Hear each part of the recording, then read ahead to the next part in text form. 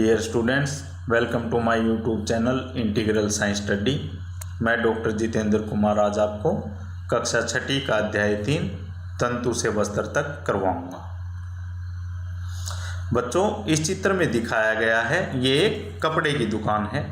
जब हम कभी किसी दुकान पर अपना कपड़ा लेने, वस्त्र लेने के लिए जाते हैं तो दुकानदार हमें वहाँ पर तरह तरह के वस्त्र दिखाता है। ये कपड़े ऊनी हो सकते हैं, सूती हो सकते हैं, सिल्क के हो सकते हैं, जूट के हो सकते हैं या फिर नायलॉन के हो सकते हैं। तो बच्चों, हम देखते हैं कि वस्त्रों में भी बहुत ज़्यादा विविधता पाई जाती है। अब ये विविधता किस कारण से होती है? तो बच्चों, ये विविधता होती है जिस मटेरियल से ये वस्त्र बने हुए होते हैं वो मटेरियल अलग अलग प्रकार के होते हैं, इसलिए ये वस्त्र भी अलग अलग प्रकार के होते हैं तथा इनका उपयोग भी अलग अलग ढंग से किया जाता है। जैसे ऊनी वस्त्रों को हम सर्दियों में पहनते हैं, सूती वस्त्रों को हम गर्मियों में पहनते हैं। अब आता है बच्चों, ये वस्त्र कैसे बनते हैं। सबसे पहली जो कड़ी है वो आती है तंतु। तंतु किसे कहते हैं तथा ये कहाँ से प्राप्त किए जाते हैं? तो बच्चों, अगर हम किसी धागे को ऐसे खींच कर देखेंगे तो हम देखेंगे ये भी बिल्कुल अलग अलग बारीक लड़ियों का बना हुआ होता है तथा ये पतली लड़ियाँ ही तंतु कहलाती हैं।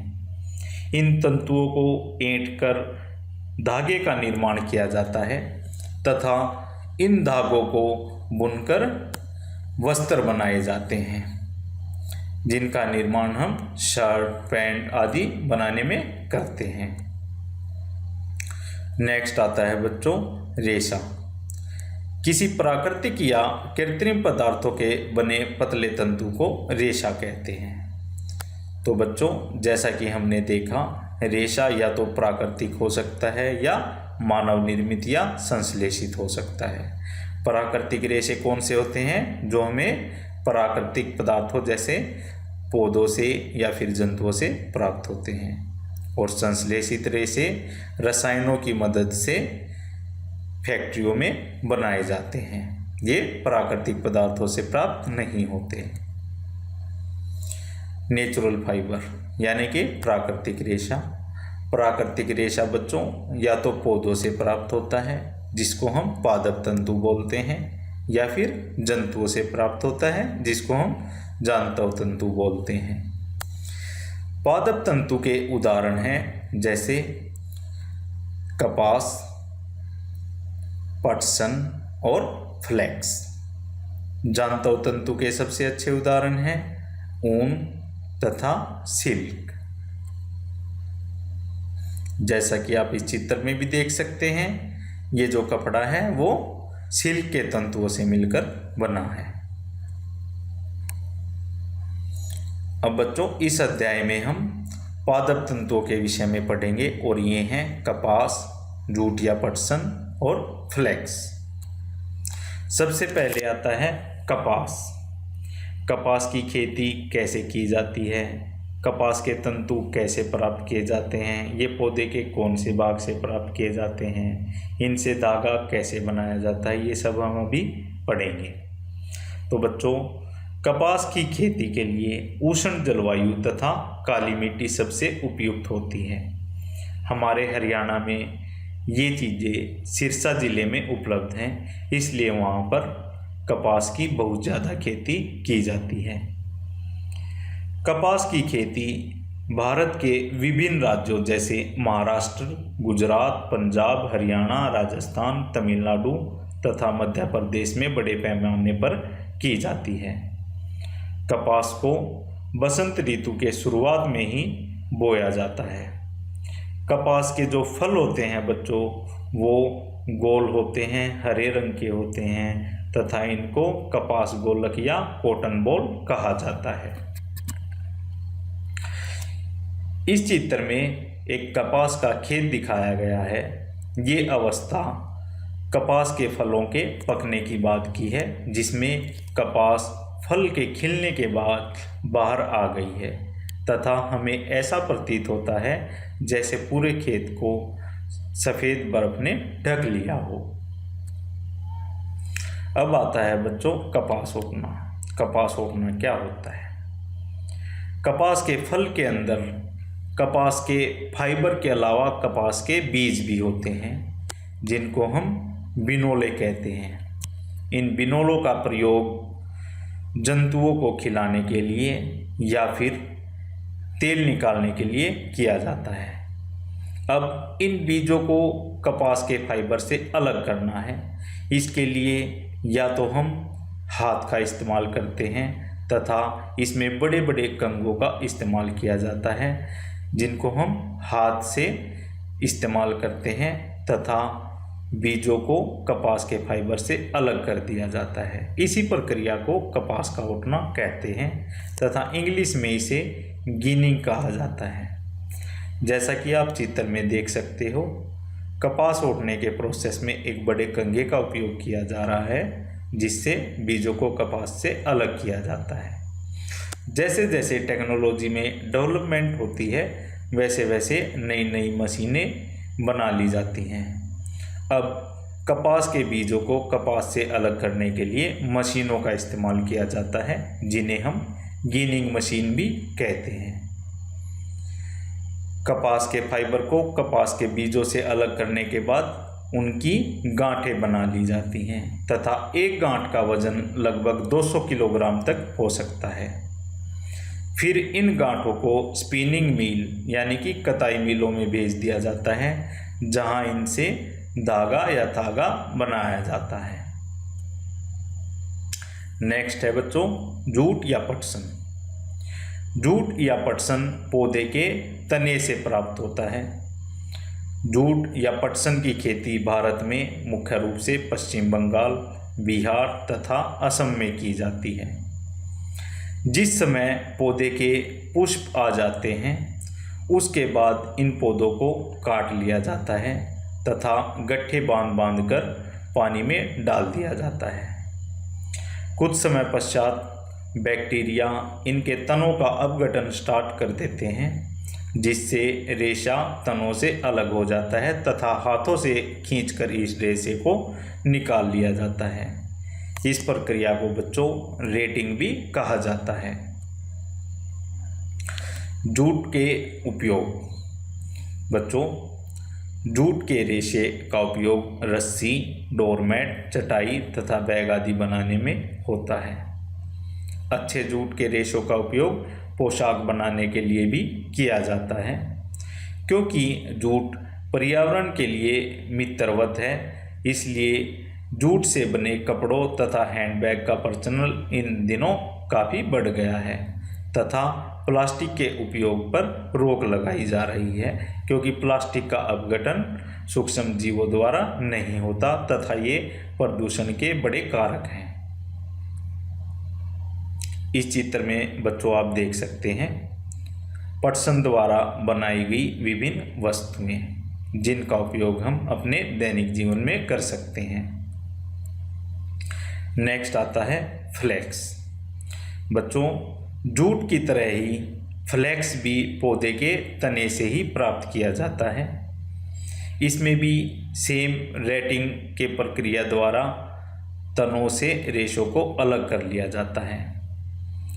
फ्लेक्स को हम अलसी भी कहते हैं तथा तीसी का पौधा भी कहते हैं। इन चित्र में आप देख सकते हो बच्चों, फ्लेक्स का जो रेशा है वो बहुत ही मुलायम, चमकीला तथा लंबा होता है।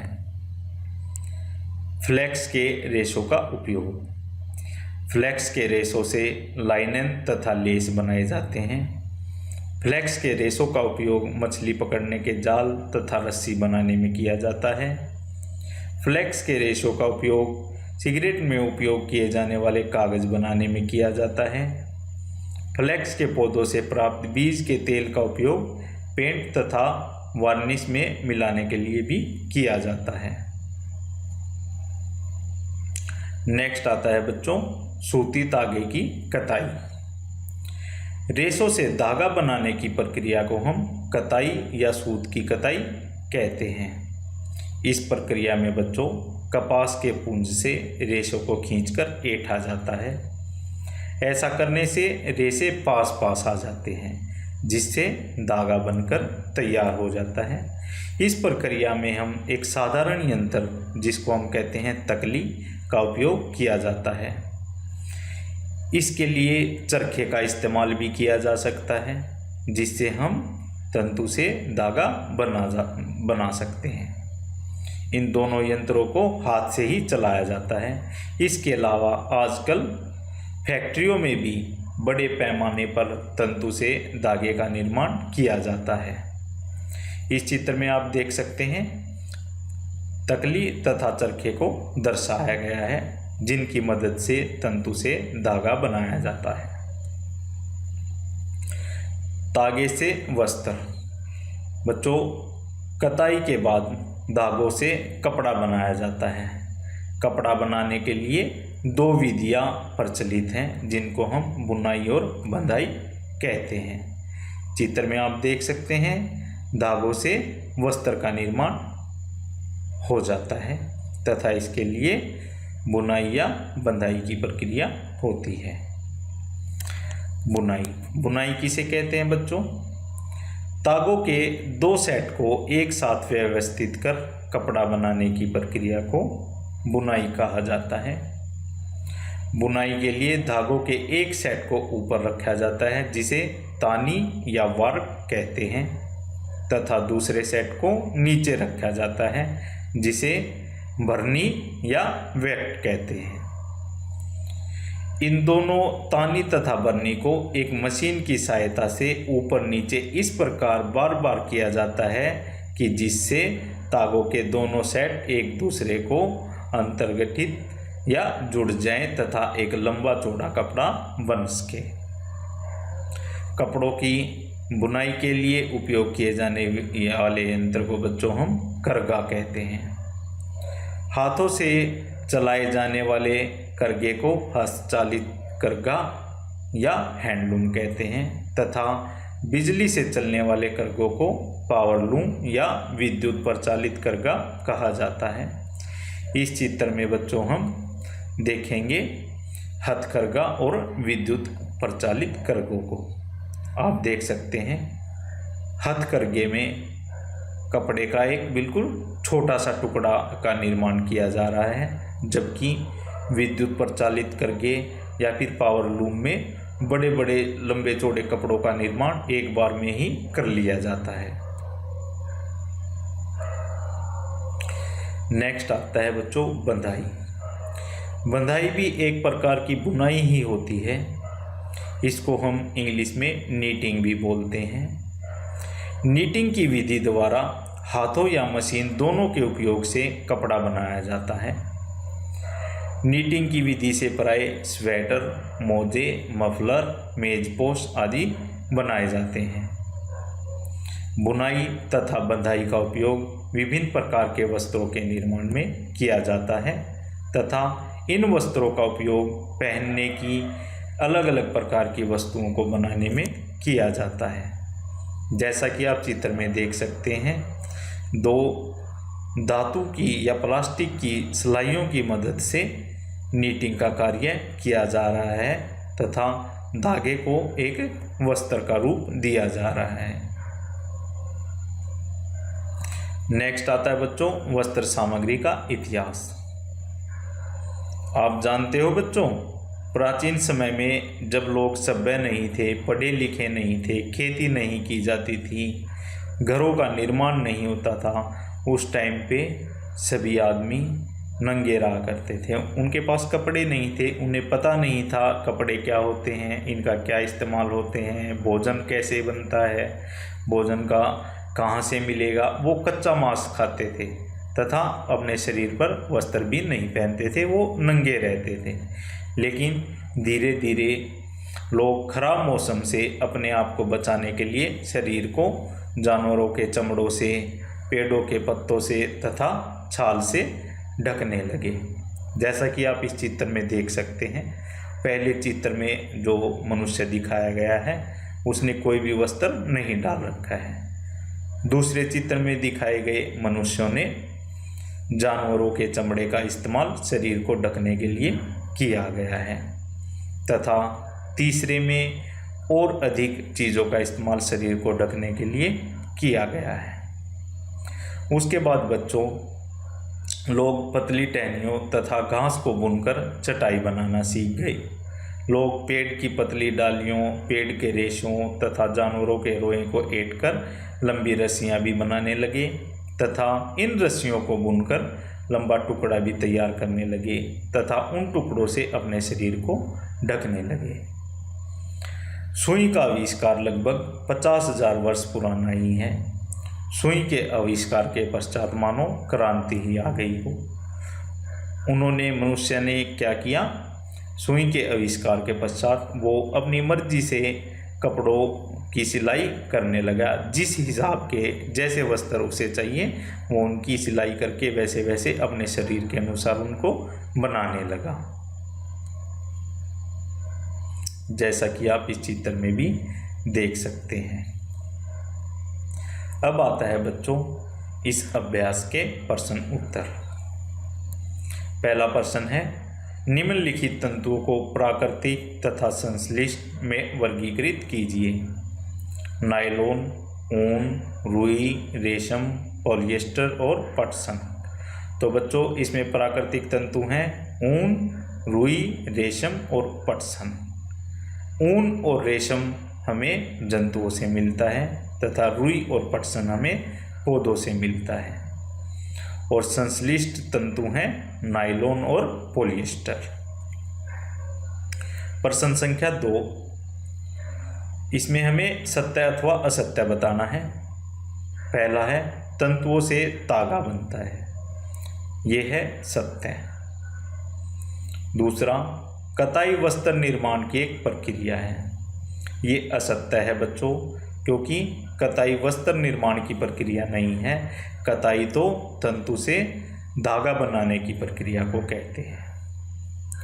तीसरा, जूट नारियल का बाहरी आवरण होता है, ये असत्य है बच्चों, क्योंकि जूट नारियल का बाहरी आवरण नहीं होता। जूट तो पटसन के पौधे के तने से प्राप्त किया जाता है। चौथा, रुई से बिनोले हटाने की प्रक्रिया को ओटना कहते हैं, ये है सत्य। तागों की बुनाई से वस्त्र का एक टुकड़ा बनता है, ये भी सत्य है बच्चों।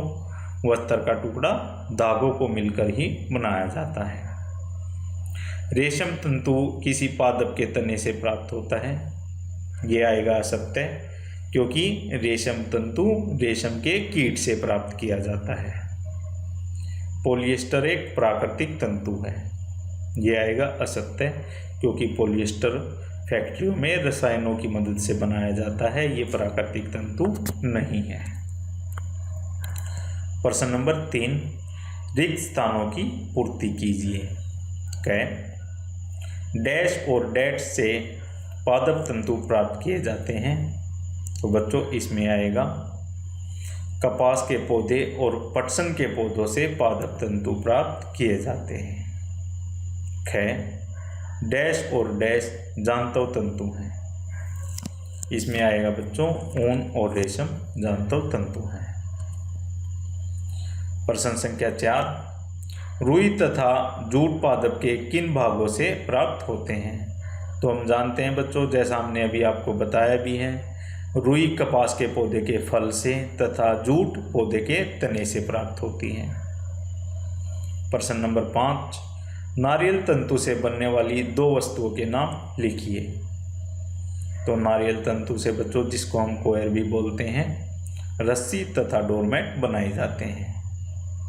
प्रश्न नंबर 6, तंतुओं से तागा निर्मित करने की प्रक्रिया स्पष्ट कीजिए। बच्चों, तंतु के पुंज को जब खींचकर ऐंठा जाता है तो ऐसा करने से क्या होता है, तंतु पास पास आ जाते हैं तथा उनके ऐंठने से उन्हें मजबूती प्राप्त होती है तथा इस तरह धागे का निर्माण किया जाता है तथा तंतु से धागा बनाने की इस प्रक्रिया को हम कताई कहते हैं। थैंक यू बच्चों। अगर मेरी वीडियो आपको समझ आई है तो इसे लाइक करें, शेयर करें और मेरे चैनल को सब्सक्राइब करें।